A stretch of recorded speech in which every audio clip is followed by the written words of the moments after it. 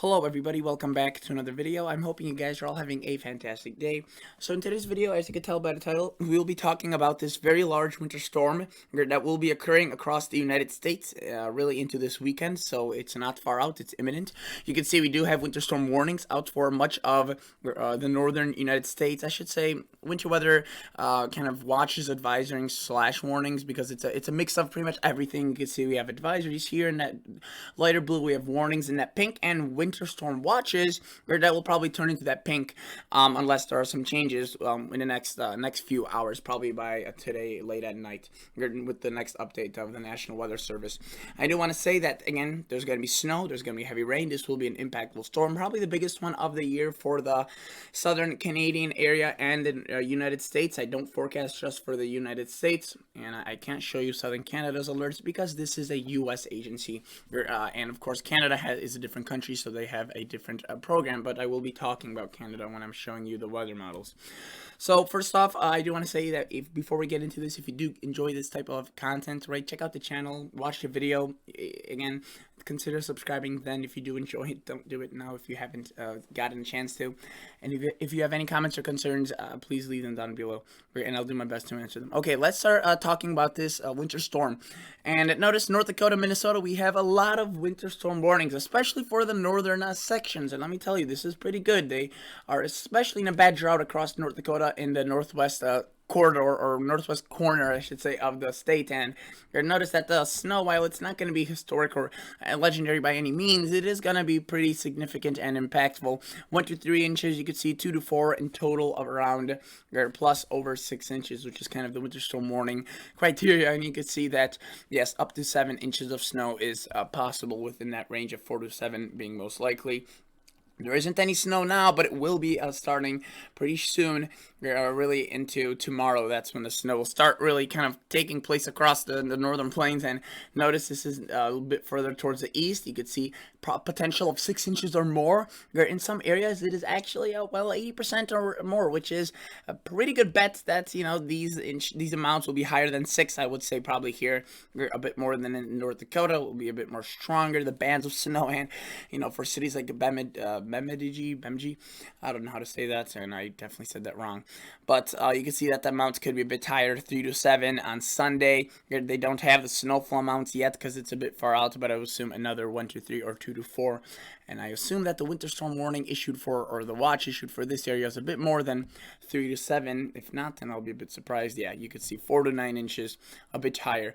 And this will continue plowing potentially into the UP and into much of southern Canada. And that's where the snowfall amounts could be rather legendary across Canada. Now, again, it won't really bring snow towards the northeast. Here, I know some of you may be disappointed by that, but again, there's going to be plenty of chances, right? And look at that. So this is tonight for the UP. Obviously, this is mainly lake effect in the short term. You can see 2, 3, 4, right? But then towards Sunday and Saturday, that's where we start seeing that winter storm getting its impacts. And now I want to show you kind of what the models show as we get further and further out from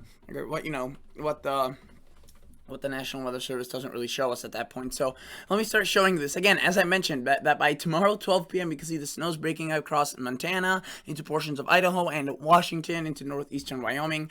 Decent amounts. Right now, there isn't really much going on. There are some signs starting to show that snowfall, but notice that it quickly develops. By 6 p.m. tomorrow, we have a large band of snow across the northwestern United States and southern Canada. This does spread into Minnesota, into North Dakota, again, into Wisconsin, still affecting Idaho and Montana, and it's snowing at around 6 a.m. on Sunday, right? So again, this is now Sunday, and by the way, here's the timeline of December 5th. Right there at 12 p.m. So it doesn't show you the day, but it shows, in terms of Monday, Tuesday, whatnot. But it shows you December 5th, 6th, though. That's still good enough. And notice, again, that snow falls for pretty heavily for several hours across Minnesota, Wisconsin. Actually, pretty profound, the snow, for having absolute no connection to the kind of the Pacific, or sorry, the Atlantic moisture. You can see there's no cold front, right? There's no warm front. There's no moisture kind of coming in. This is all from the Pacific air mass, and it's quite a good good dose of that snow. And obviously, when you have such a strong system already, as soon as it gets access to the precip, which it does by late Sunday, you can see it develops quite a bit of heavy rain across Kentucky, Tennessee. It develops into a monster for, again, areas like the UP, into southern Canada. That's where amounts will be maximized.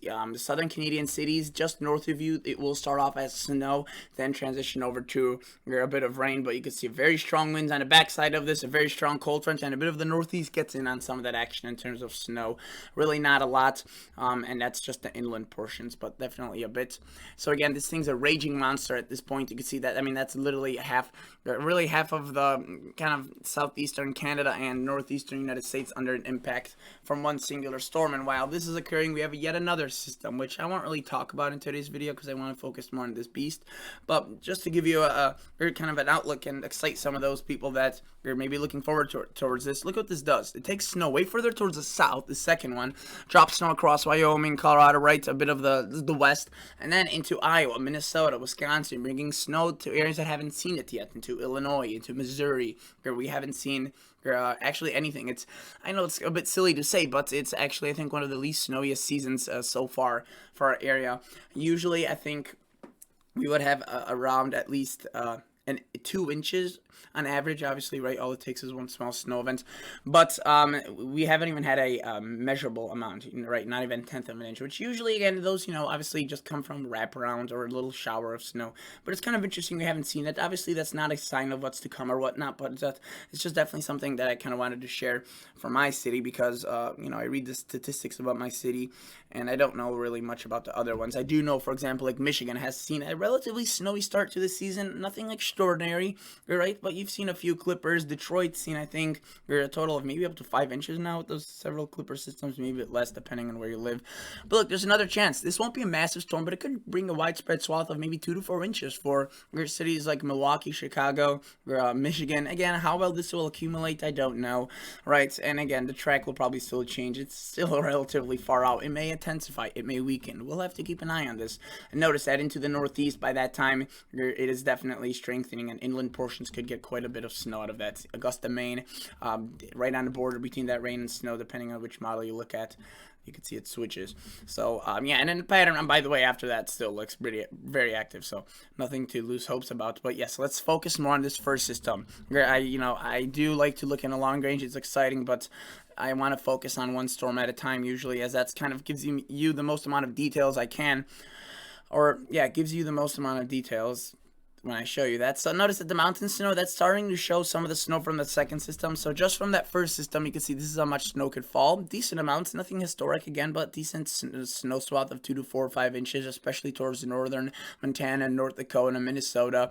Again, some of these amounts are underdone, as you saw that the National Weather Service gave an 80% probability of higher than 6 inches. The GFS only scatters those 6 inches amounts just in a few areas. That's assuming that snowfall will be falling at a fluffier ratio, so I do think that, again, there could be some amounts of up to, or again, 9, 10, maybe even double digits, maybe even up close to towards a foot, especially at the arrowhead of Minnesota. Notice the UP, I think cities like Sault Ste. Marie and the eastern portion, really into Canada right at that point, right in this little kind of crotch, it could be getting up towards a foot of snow. And then notice that into southern Canada, this system does bring quite a bit of snow, not so much into the northeast, a bit, right, but again, not as much. You can see though northern Michigan picks up a few inches out of that as well, kind of the upper part of the mainland of Michigan.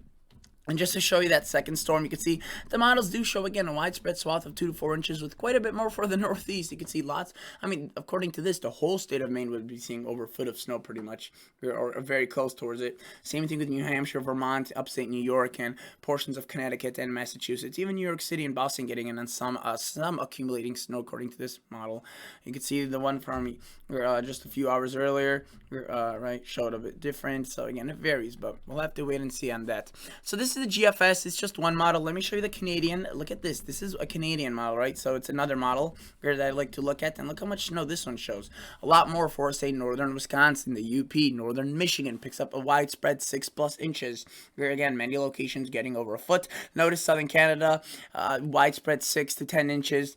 Definitely good, and we do have a bit of lake effect turning on from those lakes after that cold air from that system. Even if it doesn't bring snow indirectly, kind of from that system snow, it will bring a bit of a lake effect for those those areas. So that's definitely something to be kind of interested about, I guess, for those that are affected by those areas. And notice that second system that I was talking about, the Canadian, doesn't really develop it across the Midwest, but it does bring some snow more for the coastal cities. Look at that. Potentially New Jersey, Long Island picking up a few inches of snow next week. So shows its own variation, the Canadian. And again, the Canadian, the main difference from what the GFS and Canadian show, the Canadian takes the system a bit further towards the south, which would impact, I guess, more populated areas in Canada and the U.S. kind of respectively.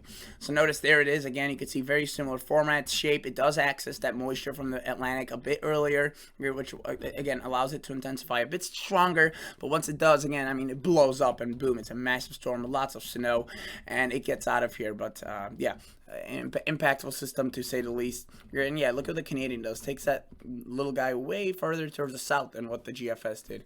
Again, it's something we'll have to watch for. NAM 12K, very good model. Let's see what this one shows. I really like this model. It does a pretty good job. I used to not like it as much, but it has definitely improved over the last several years that I've been using it. And let's see. So by tomorrow, 4 p.m., it is snowing across the Dakotas into Montana. Again, not all of the Dakotas, but a good portion of it. You can see it's kind of like a little stripe. It does increase, especially across North Dakota into overnight Saturday into Sunday, and into Minnesota and Wisconsin by Sunday in the afternoon. We do start seeing some freezing rain across Wisconsin, Iowa, Illinois. Mainly rain just south of the Wisconsin kind of border.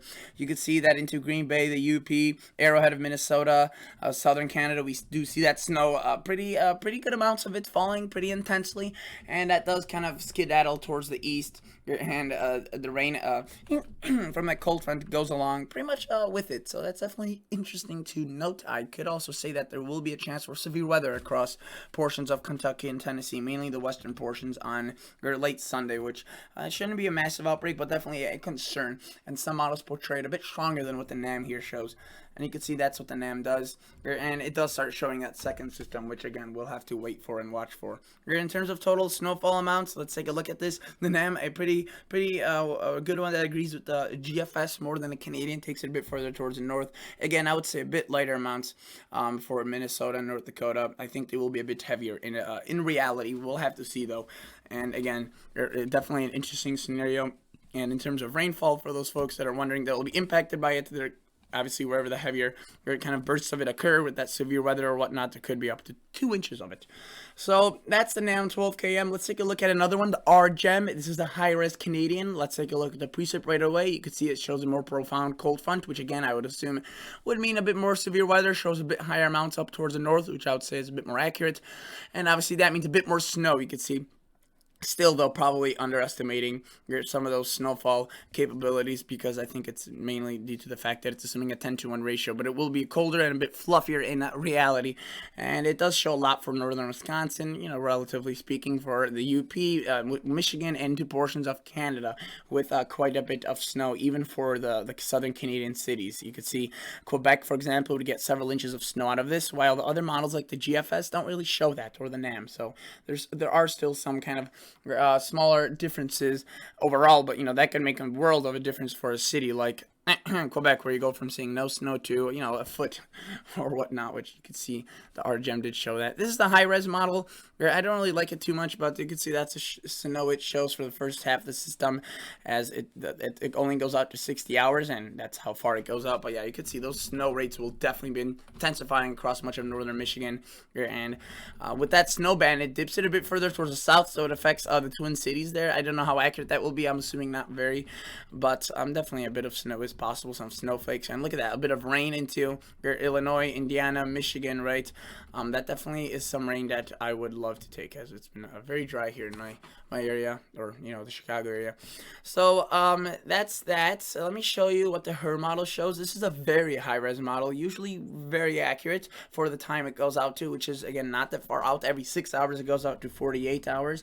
And let me show you the timing. So again, this is a bit older model data. By 8 p.m. this is what it shows today, 9 9, 10, 11, 12. So this is your Friday and now into Saturday. Again, it does start exploding those snowfall kind of coverage across Montana and the Northwest by tomorrow early in the morning. It spreads into the Dakotas and into northwestern portions of North Dakota by 4 p.m., 5 p.m., 6 p.m. Again, a little bit of that snow could affect, cities like Minneapolis right there at around the evening time of tomorrow.